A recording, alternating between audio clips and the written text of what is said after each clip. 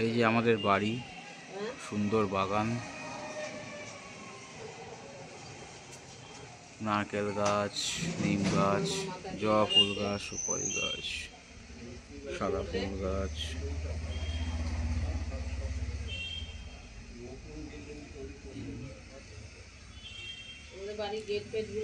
বাড়ির বাগান, এই যে মা বসে আছে, বাবা বসে আছে সামনে।